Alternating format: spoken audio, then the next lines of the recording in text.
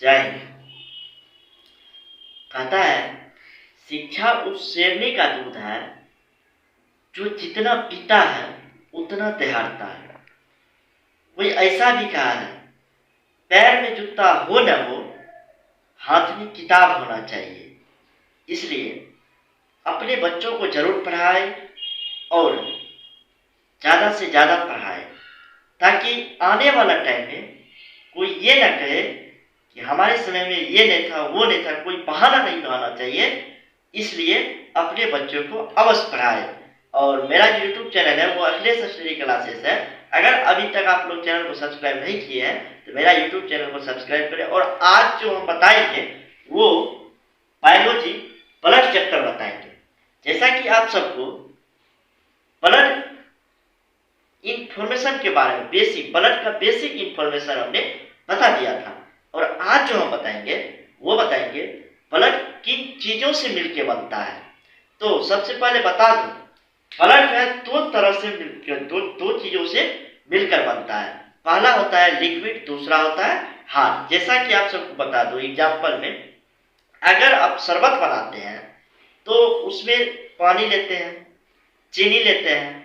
तो पानी क्या होता है, लिक्विड होता है, और चीनी क्या होता है, हार्ड होता है। अगर हम चाय बनाते हैं तो उसमें क्या करते हैं कि लिक्विड में दूध लेते हैं, पानी लेते हैं, हार्ड में क्या लेते हैं, चीनी लेते हैं, चाय पत्ती लेते हैं। उसी तरह से ब्लड भी दो प्रकार से बना है, एक लिक्विड से, दूसरा हार्ड से। जैसा कि ब्लड आपको दिखता है लिक्विड है, लेकिन वो बना दो चीज से है। पहला क्या है, प्लाज्मा जिसका 60% पाया जाता है, और दूसरा है रुधिराणु कॉर्पस जिसका 40% पाया जाता है।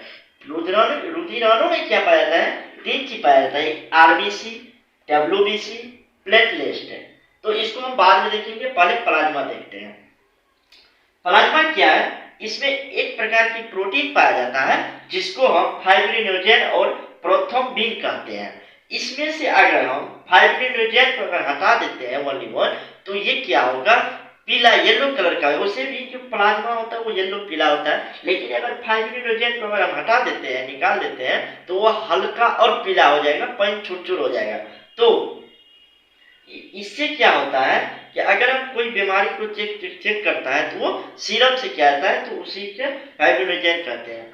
अब इसमें हम देखें कॉर्पल्स में, रुधिराणु में 40% में रेड ब्लड कॉर्पल्स होता है, व्हाइट ब्लड कॉर्पल्स होता है, और प्लेटलेट होता है। तो डब्ल्यूबीसी क्या होता है कि सफेद होता है।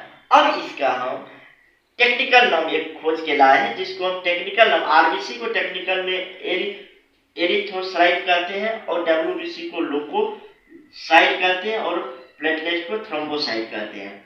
अब एक क्वेश्चन आता है कि सबसे ज्यादा जनसंख्या किसकी पाई जाती है, तो वो आरबीसी की, रेड ब्लड कॉर्पल्स की पाई जाती है, जो कि 50 लाख पाया जाता है, 5 मिलियन।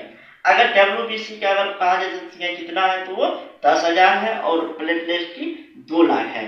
अब सबसे ज्यादा जीवन काल किसका होता है, तो वो होता है आरबीसी की, रेड ब्लड कॉर्पल्स की, जो कि 120 दिन होता है। अगर हम ब्लड को निकाल के रखते हैं तो 120 दिन के बाद क्या होगा, वो मर जाएगा, आरबीसी।